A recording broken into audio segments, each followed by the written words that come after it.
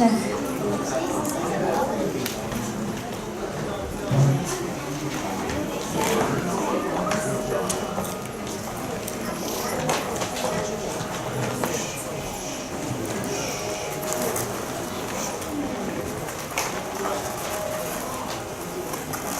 guys, we'll start in a couple of minutes. Please settle down.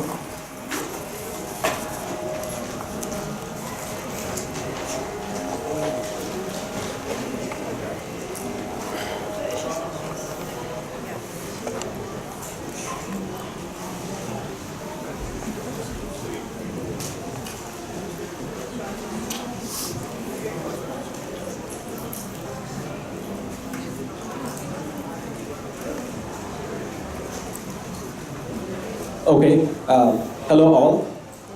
Today you will hear about the life story of Mysore Vasudeva Acharya. His metamorphosis from Vasu to Vasudeva. Him as a student, as a teacher, as a concert performer, and also as a composer and also a human being. It'll be more of a talk and a little bit of a vocal, and Siri will be supporting me here on the vocal throughout this presentation. So for any art to develop and to stay in the current traditions, a society is needed, a society which is an affluent society, and also society which nurtures the art and also awards the art. So Mysore was one of such places where people from different parts of the country came to Mysore for the livelihood, most of the artists. Sri Krishnaraja Vadayar III was the king at that point of time, and he supported all these artists coming into Mysore and presenting their art. As you can see on the left hand side over there, it's the concert Kacheri, how it happened in around 1870s and 1890s. As you can see, all these are the stalwarts that you have over there, and they would come and perform in Mysore, and this is an exact place how it looks today, as of today. So Vasu's father Subramanya Acharya came from Chevwood, Tamil Nadu to Mysore to do the same livelihood like how other artists did. And at a very young age, Vasu was taught by a father Subramanya Acharya. Unfortunately, he passed away when he was 3, and he was under the caretaker of his grandfather Gopal Acharya, who discouraged music. He didn't want his son to be a musician at all. Don't go anywhere near music.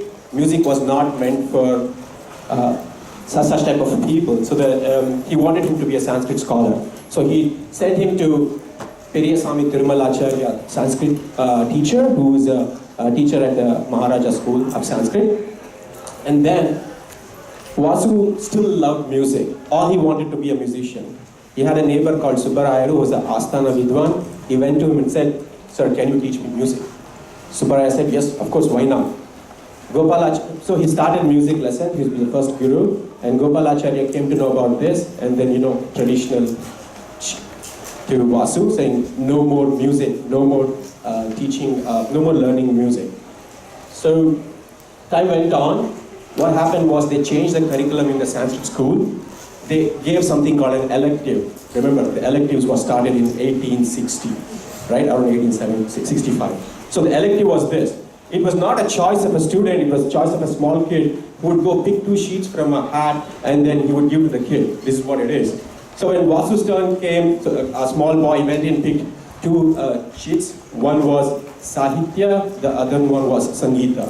So literature and music. Vasu was like, oh my God, I'm so elated. He doesn't have to get any beatings from his grandfather anymore, because he could always say that, you know what, it's taught through school. So Vinay Padmanabhaya became his second guru, and his music lesson started from there.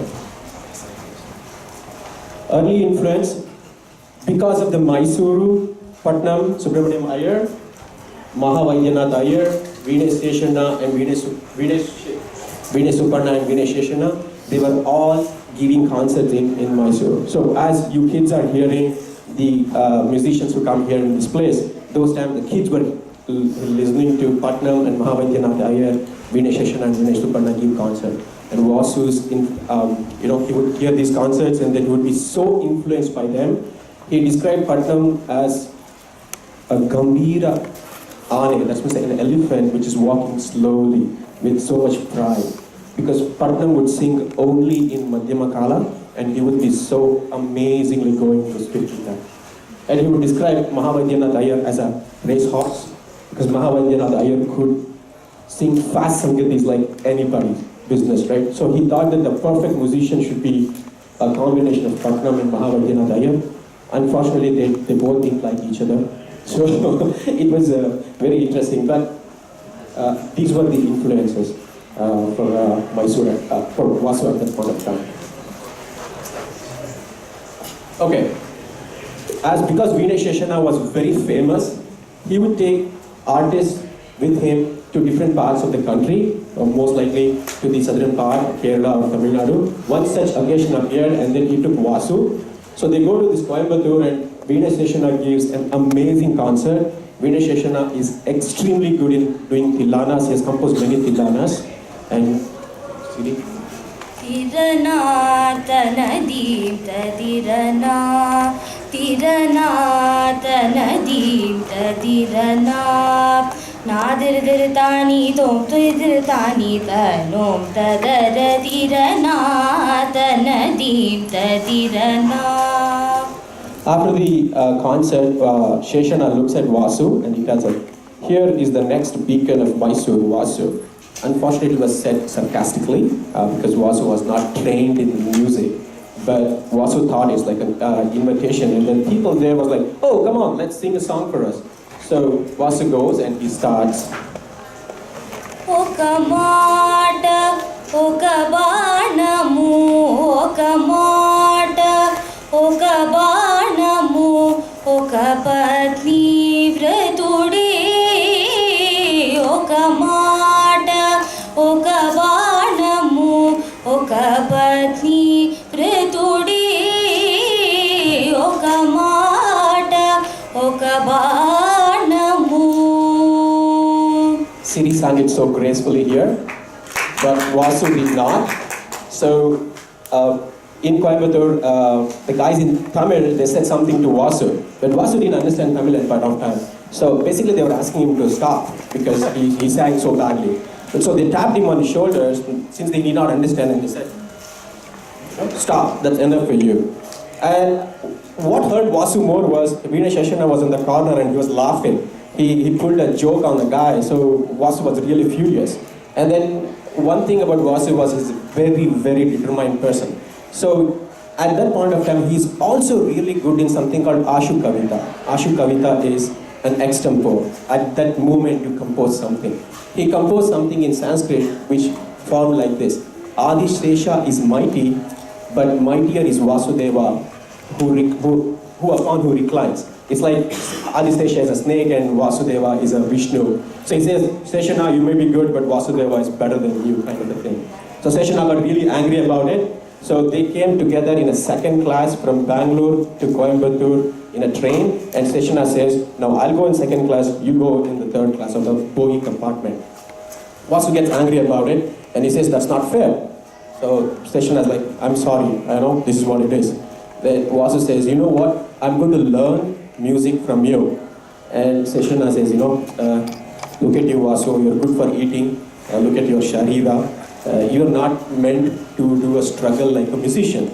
Then Vasu says, how about I learn something that you teach you from now at Coimbatore, and I'll show you, basically recite everything in Bangalore Cantonment Station.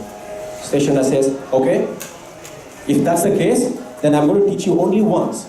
I'm not going to repeat it, but you have to perfectly recite it back. Only then I'll take you. If not, then Vasu says, if not, I'll throw away my yagna so that I will live music forever.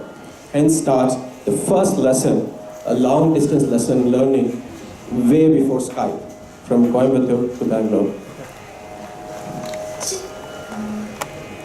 Chala mela aaje se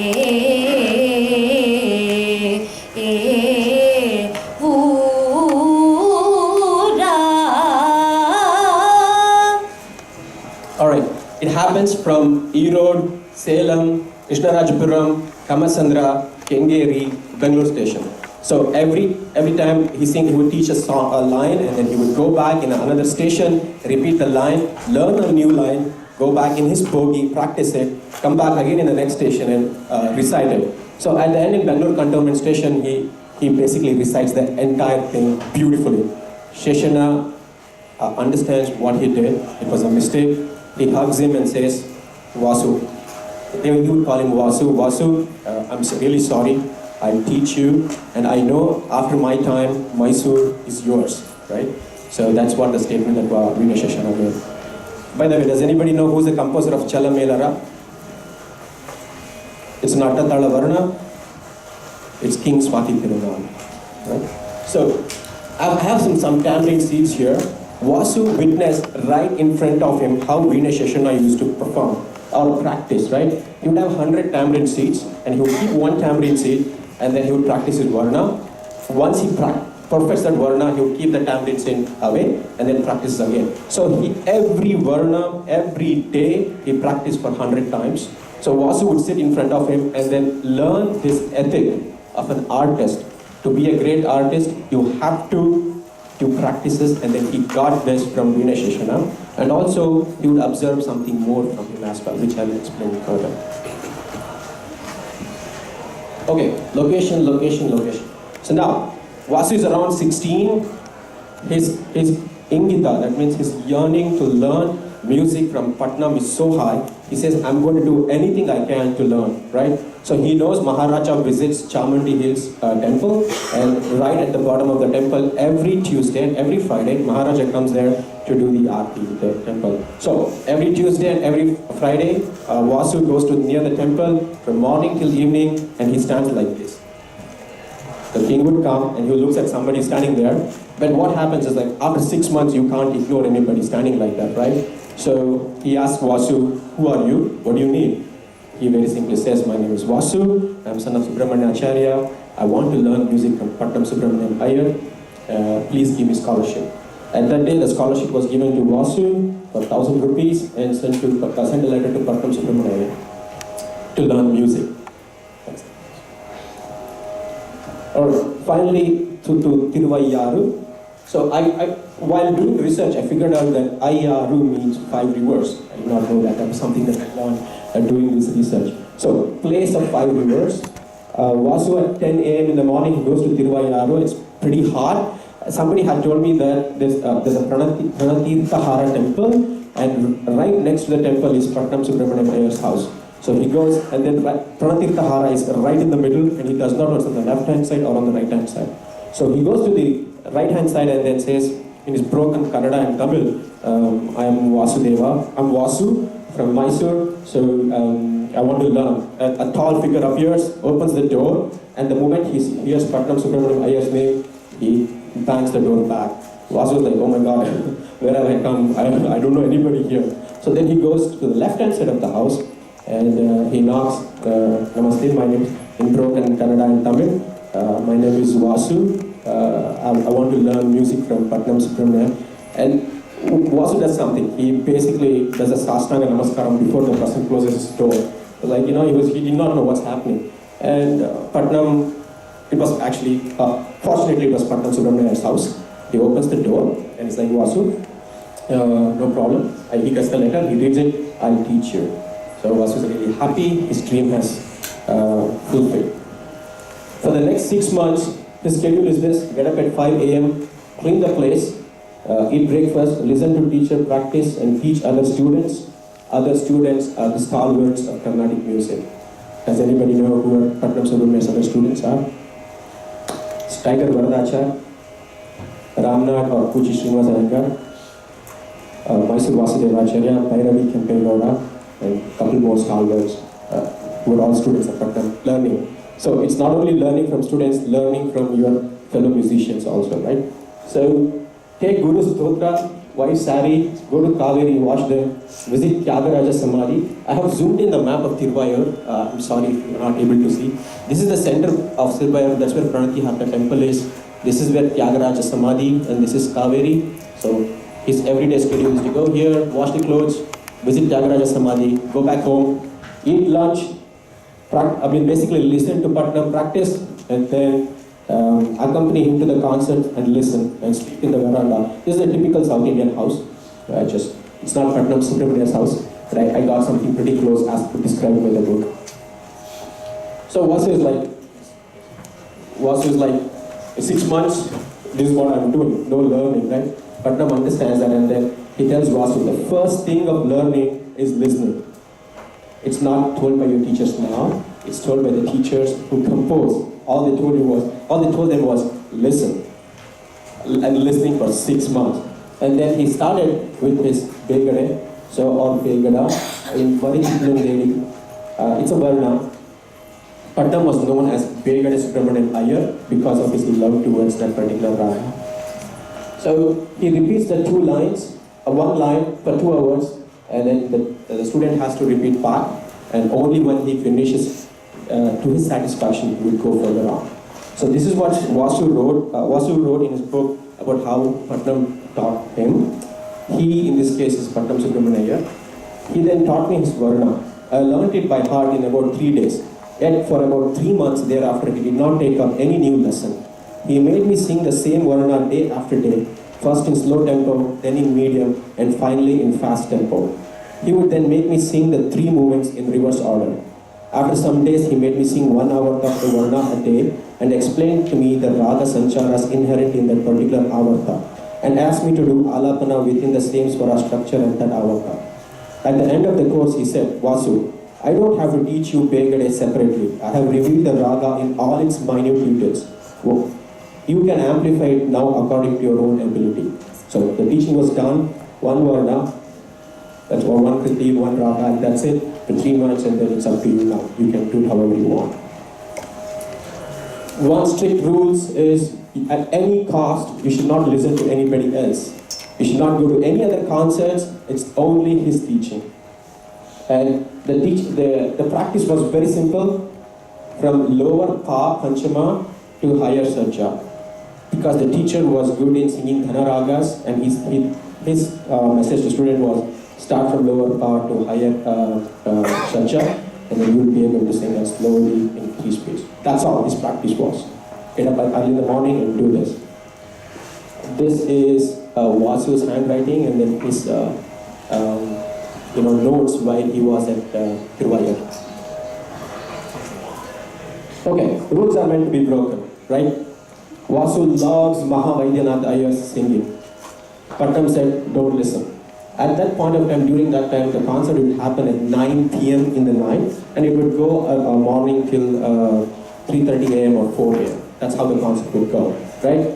In Pranati Harda temple, there's a Mahavaidyanatha concert. So Vasu arranges his pillow and a blanket as though somebody is sleeping. He goes to the concert, and then at the concert, he's feeling guilty. Like teacher has told me, but Vaidyanatha is singing Iyer is singing so beautifully. He listens to the concerts and comes home. Patnam, by the time when he comes home around 4 a.m. in the morning, he would have packed his luggage, Vasu's batte, and like his clothes and everything, suitcase in front of the veranda, and he says, go to Mysore. I'm not going to teach you anymore. So Vasu is like, Guru, please don't do this, He's like, I love music, I want to learn from you. But he's like, no, you have broken my rule, and that's why you have to go home. Finally, he would be like, it's okay, fine. He knows the potential of Vasu. Good teacher will never let a good student go. So, and he said it's fine. But he explains why, and he and Mahavaidyanatha Iyer has an issue. It's a very interesting thing. So, Mahavaidyanatha Iyer wrote a book called Vijaya Sangraha, accounts of his achievements.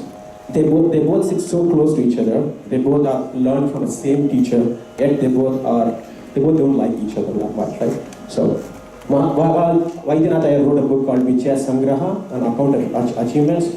So Patnam was forced to write something, that's what he thought, called Vijaya Sangraha Khandana, account of Patnam's achievements, more like I'm better than you book, right? So Vaidyanatha Iyer did not leave at that point of time. He started one more book, or wrote a book called Vijaya Sangraha Khandana. It's like a new book criticizing the book which Patnam wrote and which put down the original book, right? So Patnam was like, I don't know what to do. Vasu being such a good student and also good extemporaneous guy gave him a suggestion at that point of time. So, teacher, why don't you write something like this? Vijaya Sangraha Khandana Khandana Mandana. And you know what? Putnam started writing a book. And that's how influential was Vasu. One more thing what Putnam did is, I'm short saying the short names, why? Because of the time here. One of the things that Putnam did was, while he's composing, he knew Vasu was really good in Sanskrit. He would give his composition to Vasu and say, can you correct anything wrong in this? So such was his ability and knowledge and foundation in Sanskrit. And it also gave him a good foundation for his composition. Another interesting story, Tirukodi Kaval Krishna here was a violinist who would play both for Putnam and as well as for Mahavaidyanath. He knew how to accompany them, and Vasu would love his music also. So one day, and they all practice late in the night from 10 p.m. onwards. So Vasu would go hide near this window, and listen to him do the alapana. One day I was doing a compo, the alapana.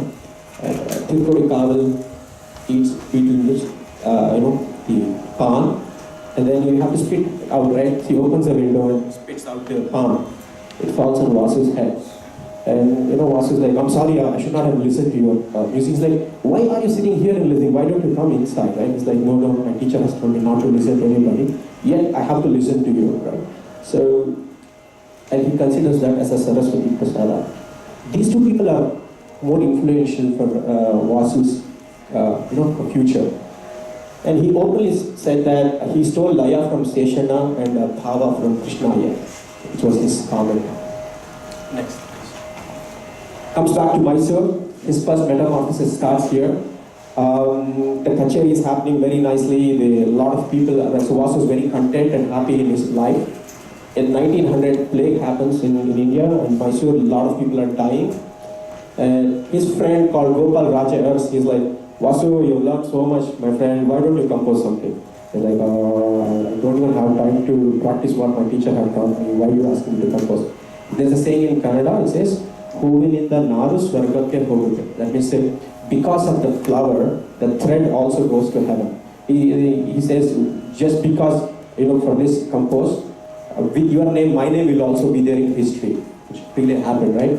So also after a long time, thinking about it, he composed a first kriti called Chinta Eham Janaki Kanta with respects to Tyagaraja. It's on Lord. So next slide, please. Okay, composition is fun, chore, duty, divinity, and ethic, and life. It's everything for Vasu. He gets up at 4 a.m. in the morning, he goes to forest to pick tulasis, and then coming back home, it takes him 2 hours, compose the Keshavadi Nama Sankirtanam during that time, go home, apply it to the god, and then go to his student's place, and then put swaras for that. So once that thing happens for Purushottama Mam Palaya, they get stuck for 6 aksharas word to complete. For Nijadasutta, Vilasita, Mani Bhushita, Rajanisha, Motangata, Yuta, and they need 6 aksharas. So whole night, Vasu will be walking throughout the hall like this, thinking about 6 aksharas, and his students will be walking right behind him with a candle. Because during this candle, one candle goes away, they will light up another candle and go behind. Okay, teacher, did you get a 6 akshara word? Teacher, did you get a 6 akshara word? Finally, he gets it, and 6 aksharas would be Dasharata Sutta. Dasharata Sutta. And Vasu thinks, I'm a great Sanskrit scholar, but I can't even find 6 aksharas here, right? So this is how the composition was done with everybody involved at that point of time. There are some fun circumstantial compositions. I will try to go through some of them, and because of the time, I will try to skip some. Palamayam Parameshwara, it is in fair in Bangalore, Kasmangudi. It's like a state fair. Lakshmi Narasimhaya challenges Vasu, can you compose something in this Norse? He composes Palayam Parameshwara. And then there's a tennis match going on, and the same guy says, before I finish this tennis game, can you compose something? He composes Gana Sudha Rasa Panamu. Then there's this Mysore, this person is like, Shambho Shankara. Then that person says, Gurugade, can you please compose on Shambho Shankara? it's on time and people request him to compose on something and then he does it. He goes to a Nataka or a drama while coming back, it's a Karna Arjuna drama, and then he does not know why Arjuna is favored more on Karna. He sleeps, the next day he composes Guru Krupa Lekha Shri Hari Krupa Galguna in Pushpa Latika.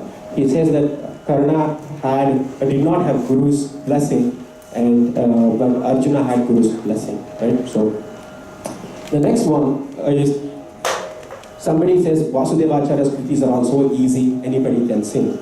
He shows his humanity or human thing over there and says, how can you challenge me? I'll compose something. Rara Rajiva Lochana was composed on that purpose to challenge back the Vidwan. Look, I can compose for 21 somebody's. There is a very interesting Chitteswara combination with Siri Rao.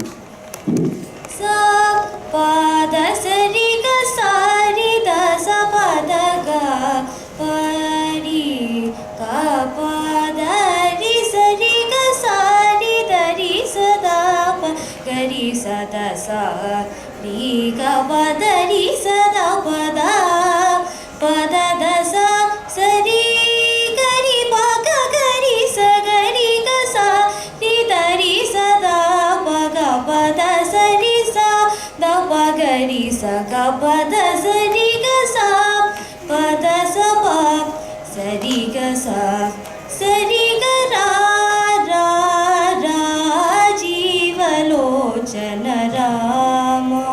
If you pay attention to the final Chitteswara is Sariga Ra or Sariyani Parabeku is in Kannada, and Telugu Sariga Ra is arrive quickly or arrive properly.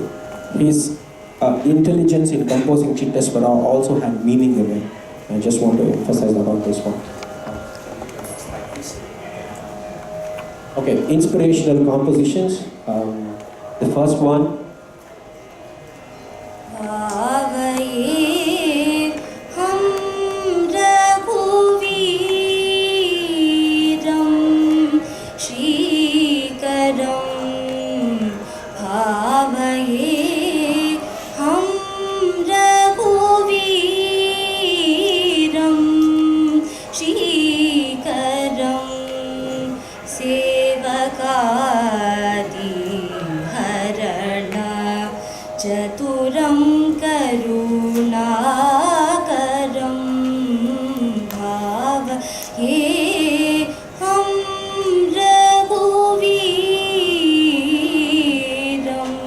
This beautiful song was composed when his wife passed away, and is putting his head on a Sri Rama temple. So I would encourage all the students of music who are singing something, understand why and when the composition was made.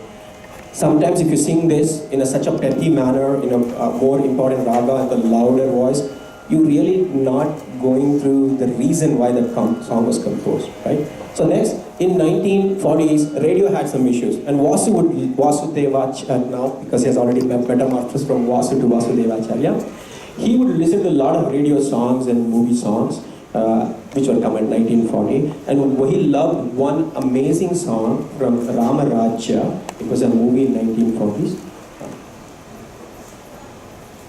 and this song inspired him to compose two amazing kritis which is given to us.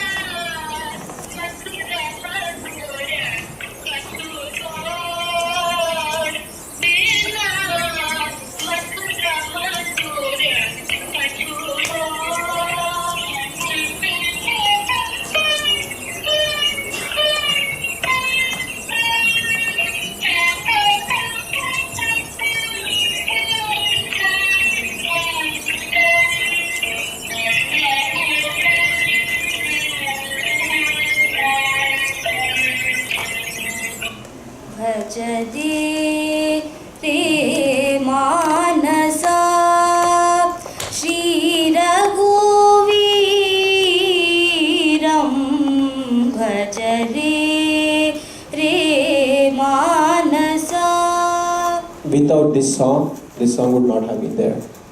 So just see how circumstantial compositions happen, right? Okay, so he had a great affection towards Kamaj. He composed 4 kritis, 2 javlis, 3 ragamalikas, 1 tilana and jatiswara.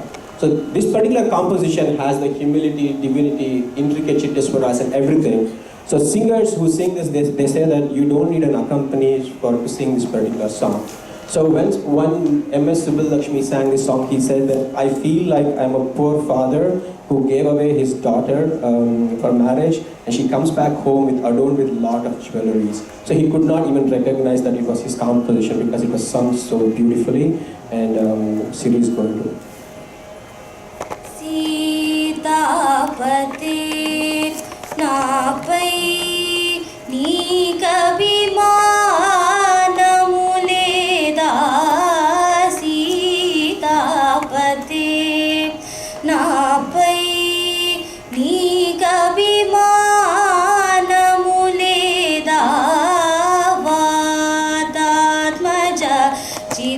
Pada na moralanu vinarada basuramuka karirajuni brochina Vasudevude neevu kada basuramuka karirajuni brochina Vasudevude neevu kada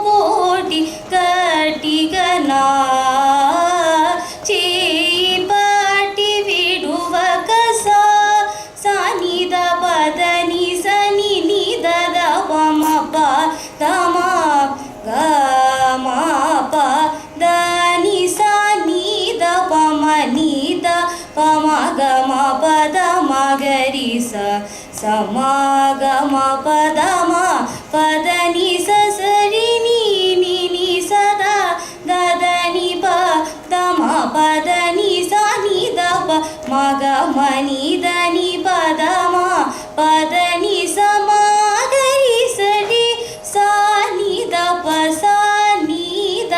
ma kama padani brocheva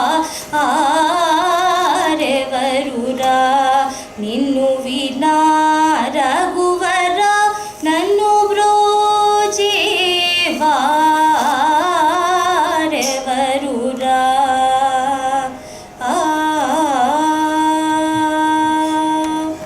So artists normally say that was Kamaj made for this song or this song was made for Kamaj. So there is one difference between Tyagaraja's Kamaj and then Vasudeva Acharya's Kamaj. Can anybody tell? So Tyagaraja used Kaishiki Nishada and Vasudeva Acharya used Kakali Nishada. That's a difference. So both things are famous, but a little bit of variation there. Okay, Vasudeva Acharya, I'm coming towards the final end of the presentation. Vasudeva Acharya as a teacher. On this side you can see the lineage is directly from Tyagaraja. Tyagaraja to Venkata Subbaiah, to Patnam Subramaniya, to Vasudeva Acharya. And his students are Yoga Narasimham, Sri Rangayya, Vinay Shivramaya, B.K. Padmanabh, King Jayachamaraja Warrior, Chennai Keshava, Rajaram and S. Krishnamurti. Together they have composed more than 250 songs. But they are not as famous as Vasudeva Acharya or any other composer. So, and they are not also famous singers, but they are extremely good composers.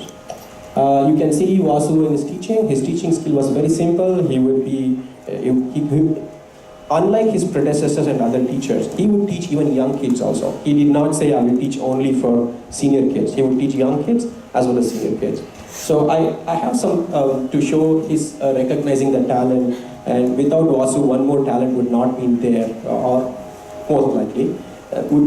Does anybody know who this person is? Okay. So he's Puchi Srinivas Iyengar. So all music students, do you know who Puchi Srinivas Iyengar is? Can anybody tell me what is he known for? What do you learn first thing in your Varna? What's the first Varna you learn? Ninnu Kori. So Ninnu Kori is composed by Puchi Srinivas Iyengar. So Poochie would be teaching a student, and Vasu goes to Poochie's house, and then Poochie is like, oh, look at, I don't know what these students are learning.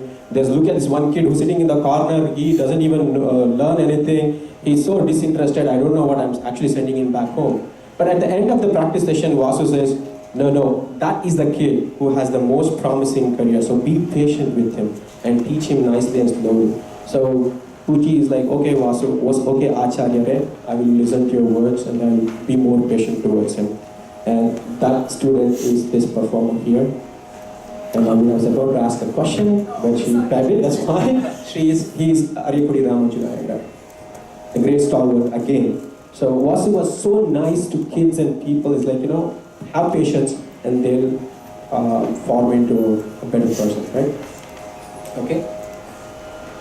Mysuru to Madras. Finally, Rukmini Devi Arundale, a great pacifist and then a peace proponent in Tamil Nadu. She convinced Vasu to come to her place called Kalakshetra, and where she was be training all people in the Gurukulam. And she convinces Vasu to go to Kalakshetra, and there they're all his friends. He composes 5 Sri Ramayana Sri Ramayana dance sequences, and here he is, right here with his troupe, that is Tiger Varadacha singing at Kalakshetra, Samashivaya, Karipudi Samashivaya with Vasu Vasudeva and Vasu giving a concert, and this is Rukmini Devi Arundale. Next slide, please. So, at peace with himself and his God, he composed over 200 compositions, 5 dance drama sequences. Even the day he passed away, he practiced Bhairavi Attathala Varna for 2 hours. He did a Tamburi Shruti for 2 hours with no hurry in the world, right? So he's so at peace with himself. He calls his grandson as Krishnamurti to sing his favorite song.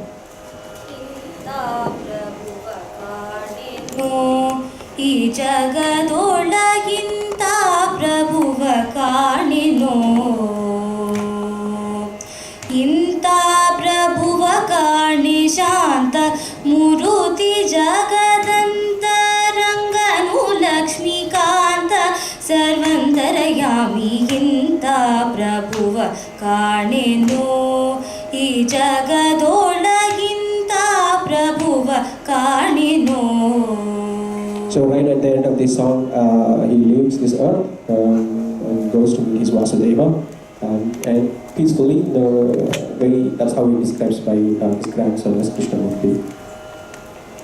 Awards and recognitions, Sangeeta Shastra Ratna and Sangeeta Visharada from Mysore, Sangeeta Kalanidhi by Madras Music Academy, Sangeeta Kalakovida by Rabindranath Tagore. Rabindranath Tagore was also inspired by Mysore Vasudeva Acharya. Sangeeta Bhavagna Shikamani from Uttaradipat, Sangeeta Natak Academy, and many more. I have listed only a few here. So, for the references and support for this research, Mysore Vasudeva Acharya wrote 2 books. One is Rangappagowda, or Remembering the Things That Happened in His Life. The other one is Nakanda Kalavidaru, the artist that I have seen. His grandson translated in English called With Masters of Melody, and Surabhi Sinchana. These are all the compositions of many artists about Mysore Vasudeva Acharya, all the small short stories, and these are all the online references. I would like to thank Nadu Vipanchi for this opportunity, and I would also like to thank Siri Rao for this wonderful vocal support. Shri Mohan and Shri Ashok for procuring Rangappagowda. This is a book, Rangappagowda, which was not available in India, or at least I tried many months to get this book. It was in Cornell University. Ashok and Mohan got me this book through interlibrary loan. Shri Ningaraja Chittandavar for procuring Surabhi Sinchana books. So I called one of these, I'm calling all these bookstores, and I called one in Mysore and said, can you please find me a book called Rangappagowda? He's like, I don't know what books are, but I'm trying to find something for Mysore Vasudeva Acharya. He went around Mysore and went to somebody's house, and there was 2 magazines called Surabhi Sinchana. He got those magazines to me and shipped it to Bangalore. My brother, he digitized the books and sent it to me here for the research. Shri N. Ramakrishna, Vrinda Acharya, and Srutindra Rao for the efforts So whenever they went to Bangalore, I sent them to hunt for this book, and they went on road to road, bookstore to bookstore to get me these books. So I thank you them, and to all of you for sitting and listening for this lecture. Thank you. Thank you.